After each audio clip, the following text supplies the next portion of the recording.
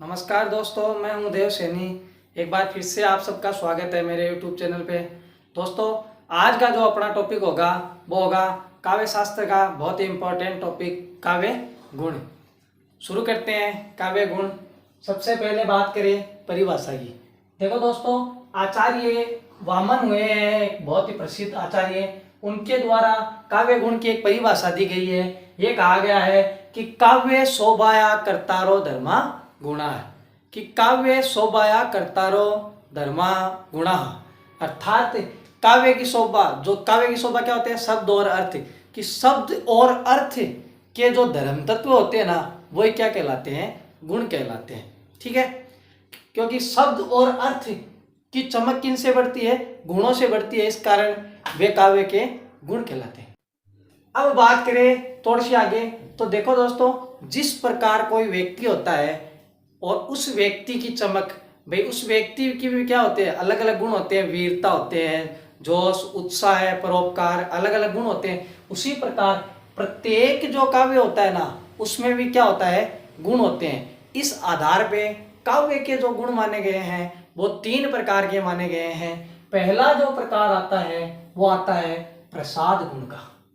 पहला जो प्रकार आता है वो आता है प्रसाद गुण का। दूसरा जो प्रकार आता है वो आता है ओज गुण का। और तीसरा जो प्रकार आता है वो आता है माधुर्य गुण का। अपन इनको क्रमबद्ध रूप से एक एक करके पढ़ेंगे। विशेषता परिभाषा भी साथ साथ में पढ़ेंगे, अंतर भी पढ़ेंगे। ठीक है, कुछ उदाहरणों के माध्यम से। पहले बात करें, सबसे पहले जो गुण आता है वो आता है प्रसाद गुण। देखो दोस्तों, इसमें एक आ गया है, इसकी परिभाषा में, डेफिनेशन में एक आ गया कि ऐसी काव्य रचना, मतलब ऐसी काव्य रचना जिसको पढ़ते ही क्या होता है, अपने हमें अर्थ ग्रहण हो जाता है।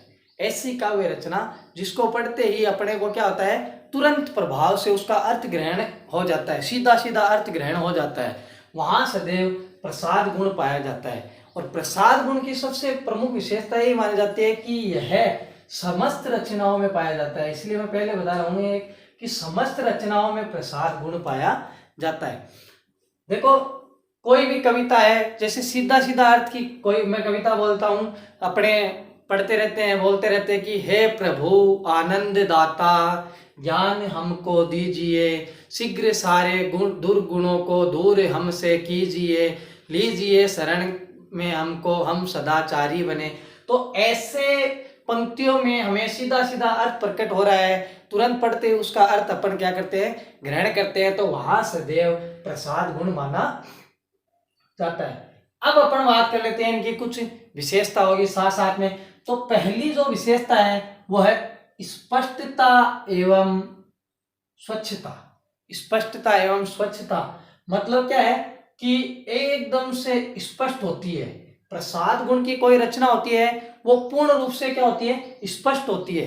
इसको पढ़कर हमें कोई भी कंफ्यूजन नहीं होता किसी भी प्रकार का, हम सीधा सीधा ही उसका अर्थ ग्रहण कर लेते हैं। ठीक है, दूसरी बात है स्वच्छता। स्वच्छता का मतलब क्या होता है कि इसमें टय वर्गीय, ठय वर्गीय वर्णों का या संयुक्त अक्षर वर्णों का प्रयोग बहुत कम होता है और सीधे सीधे शब्दों से सीधे सीधे अर्थों में प्रकट किया जाता है। इसलिए ये स्वच्छ और स्पष्टता इसकी सबसे प्रमुख विशेषता मानी जाती है। दूसरी बात करें अपन इनकी, तो धुले हुए वस्त्र एवं सूखी लकड़ी के समान, कि जिस प्रकार कोई वस्त्र है वो धुला हुआ रहता है तो एकदम से साफ दिखाई देता है, उसी प्रकार प्रसाद गुण होता है। इसलिए इसकी क्या दी गई है, संज्ञा दी गई है धुले हुए वस्त्रों की। ठीक है, आगे सूखी लकड़ी के समान, कि कोई जब सूखी लकड़ी होती है तो उस सूखी लकड़ी के तुरंत अपन देखें तिल्ली दिखाई उसको, वो तुरंत आग पकड़ जाती है। उसी प्रकार, क्यों, क्योंकि वो एकदम से क्या होती है, साफ सूखी हुई रहती है। उसी प्रकार ये प्रसाद गुण है, ये तुरंत प्रभाव छोड़ता है। जो भी इसकी रचना, मतलब प्रसाद गुण युक्त रचना अपन पढ़ते हैं या सुनते हैं, अपन तुरंत उसका क्या करते हैं, अर्थ ग्रहण कर लेते हैं। तीसरी अपन बात करें तो वो बात है यह सभी रसों में पाया जाता है। मतलब हिंदी के अनुसार तो अपन बात करें, साहित्य शास्त्र के अनुसार 9 रस माने जाते हैं, हिंदी साहित्य के अनुसार तो फिर भी 11 तक माने जाते हैं, लेकिन सभी रस जितने भी प्रमुख रूप से 9 या 11 अपन मान लेते हैं, तो उन सभी रसों में ये प्रसाद गुण पाया जाता है। मतलब किसी एक विशेष रस में ही नहीं पाया जाता, सभी रसों में ये पर्याप्त मात्रा में पाया जाता है। ठीक है, अंतिम अपन ने बात कर ली कि समस्त रचनाओं, अपन जितनी भी रचनाएं पढ़ते हैं वहां प्रसाद गुण मिलता है, हमें कहीं ना कहीं प्रसाद गुण जरूर मिलता है, प्रसाद गुण की पंक्तियां भी अपने को जरूर मिलती है। एक उदाहरण याद करने के तौर पे, उदाहरण अपन कोई भी प्रसाद गुण का याद कर सकते हैं, जैसे मैंने कुछ देर पहले बोला था, हे प्रभु आनंद आता वाला भी याद कर सकते हो। या एक बहुत सुंदर उदाहरण है कि जाकी रही भावना जैसी प्रभु मूरत दिखाई तिन तैसी, कि जिसकी जैसी भावना होती है उसको उसी प्रकार प्रभु की मूर्ति दिखाई देती है, अर्थात ईश्वर को वो उसी रूप में देखता है। तो अपन ने जैसे ही इसको पढ़ा, अब तुरंत उसका क्या कर लिया, अर्थ ग्रहण कर लिया। तो ऐसे पदों में सदैव प्रसाद गुण पाया जाता है। बात कर ली अपन ने गुण में पहले प्रकार की प्रसाद गुण। अब आते हैं अपन इसी क्रम में दूसरे गुण पे आते हैं, जो है अपना प्रमुख रूप से ओज गुण। नाम से ही प्रकट हो रहा है, देखो दोस्तों, कि जब कोई कविता अपन पढ़ते हैं, कोई भी काव्य है उसकी पंक्तियां पढ़ते हैं या कोई कविता पढ़ते हैं, तो अपन क्या करते हैं, एकदम से पूर्ण रूप से जोश, वीर या उल्लास, मतलब जोश से या वीरता से या उल्लास, अपने मन में क्या बातें हैं, उल्लासता के भाव पर भरपूर मात्रा में प्रकट हो जाते हैं। तो वहां देखो जोश, वीरता या उल्लास, ऐसे भाव, तेज, प्रकाश और भी अन्य कह सकते हैं अपन, ऐसे भाव कविता को पढ़ते अपने चित्त पटल में आ जाते हैं, वहां सदैव ओज गुण माना जाता है।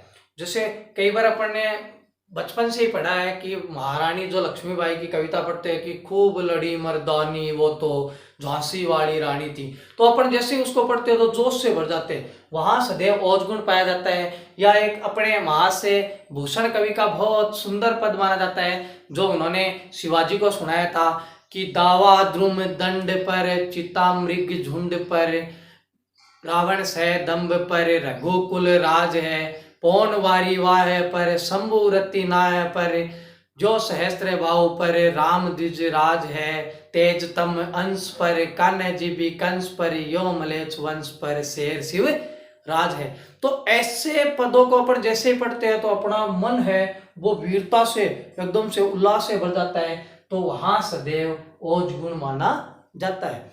आगे अपन बात करें थोड़ी सी इसकी विशेषताओं की, तो इसमें देखो आपको विशेषताओं के रूप में इतना याद रखना है कि संयुक्त अक्षर ट वर्गीय वर्ण, संयुक्त अक्षर मतलब छत्रज्ञ श्रेय जो अपन पाए जाते हैं हिंदी में, ट वर्गीय वर्ण, जो ट वर्ग टे ठे डे जो वर्ग होता है, इस वर्ग के वर्ण सामासिक पद और समास युक्त पद अधिक इस ओज गुण में संयुक्त अक्षर, ट वर्गीय वर्ण और समास युक्त पद, इनका बहुत अधिक मात्रा में क्या होता है, प्रयोग होता है। इस कारण यहाँ ये इसकी पहचान भी कह सकते हैं और विशेषता भी कह सकते हैं। ठीक है, दूसरी इसकी प्रमुख जो विशेषता आती है वो रस के बारे में ये आती है कि अपने जो रस चलते हैं उनमें से वीर, रौद्र, भयानक और विभत्स, इन प्रमुख 4 रसों में जो है ओज गुण पाया जाता है। श्रृंगार रस है, शांत रस है, करुण रस है, इनमें ओज गुण नहीं पाया जाता है, बल्कि वीर, रौद्र, भयानक, विभत्स ऐसे रसों में ही सदैव क्या पाया जाता है, ओज गुण पाया जाता है। ठीक है, उदाहरण के तौर पे जैसे छोटा सा उदाहरण मैंने लिखा है समझने के लिए, इसमें अपन देखेंगे कि हिमाद्री तुंग श्रृंग से प्रबुद्ध शुद्ध भांति, संयुक्त अक्षर है, ट वर्गीय वर्ण है, इनका क्या हुआ है, संयुक्त अक्षर, जैसे ये आ गया ट वर्गीय वर्ण, ठीक है, जुड़े हुए अक्षर है, इनका बहुत अधिक मात्रा में प्रयोग होने के कारण यहाँ ओज गुण माना जाता है। भूषण का भी पद आप याद रख सकते हो, या उदाहरण के तौर पे कोई भी आप, जैसे अभी मैंने महारानी लक्ष्मीबाई वाली लाइन बोली थी, पंक्ति बोली थी, वो भी आप उदाहरण में लिख सकते हो, सदैव वो सही मानी जाती है। ठीक है, जहां अब अपन आगे थोड़ा सा क्रम में चले तो तीसरा जो प्रमुख गुण आता है वो अपना आता है माधुर्य गुण।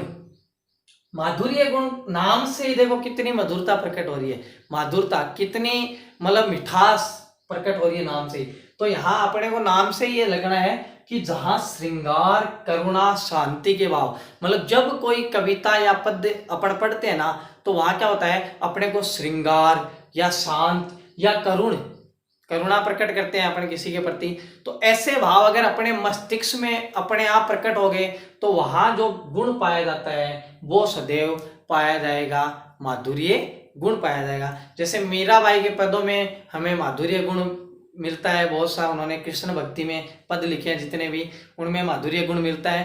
तो ऐसे श्रृंगार करुणा सूरदास के पदों में मिलता है, तो उनमें सदैव ही माधुर्य पाया जाता है, क्योंकि मधुरता के वो पद है, पढ़कर हमें मधुरता या मिठास प्रकट होती है।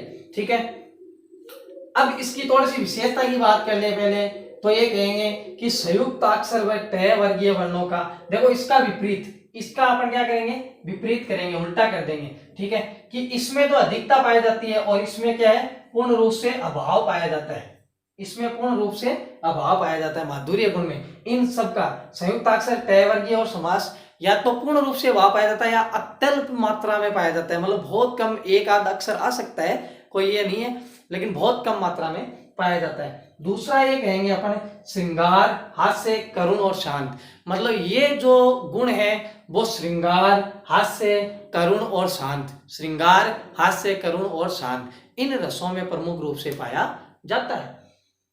अब देखो उदाहरणों की बात करें तो अपन एक सुंदर उदाहरण है, बिहारी जी का उदाहरण है कि कहत नटत रिझत खिजत मिलत खिलत लजियात भरे भवन में करत है नैनन उसे सब बात, मतलब कहत नटत रिझत खिजत, यहाँ देखो ये श्रृंगार से भरा हुआ दुआ है कि कोई नायक है और नायिका है, वो दोनों क्या करते हैं, भरे हुए भवन में आंखों ही आंखों से सारी बातें कर लेते हैं और किसी को पता भी नहीं चलता है। ठीक है, तो इस और उदाहरण ले सकते हैं इसमें अपन, जैसे कि अपने पास एक श्री कृष्ण भगवान का बहुत सुंदर उदाहरण मिलता है कि बतरस लालच लाल की मुरली धरी लुकाए सो है करे मोहे हंसे देन कहे नटे जाए, कि श्री कृष्ण भगवान की जब गोपियां मुरली लखवा लेती है, छिपा लेती है, तब क्या होता है, वो उनसे मुरली मांगते हैं, जो गोपियां है वो क्या करती थी, देन कहे नट जाए, मना कर देती है। ऐसे एक सुंदर पदों से युक्त, जो सुंदर शब्दों से, सुंदर मधुरता से युक्त जो पद होता है वो सदैव माधुर्य गुण में पाया जाता है। तो ये थी दोस्तों अपने गुण टॉपिक से संबंधित बातें। जो गुण है वो 3 प्रकार के होते हैं और इनसे संबंधित कोई भी क्वेश्चन है, कोई अलग क्वेश्चन नहीं बनता है, सारे क्वेश्चन है, उदाहरण है कुछ मैंने बोले हैं वो याद कर सकते हो, जो आपको इजी लगे वो याद कर सकते हो, विशेषताएं बता दी, किसी प्रकार का क्वेश्चन आपका गलत नहीं हो सकता। आज के लिए बस इतना ही, फिर मिलेंगे एक नए वीडियो के साथ, तब तक के लिए जय हिंद, जय भारत।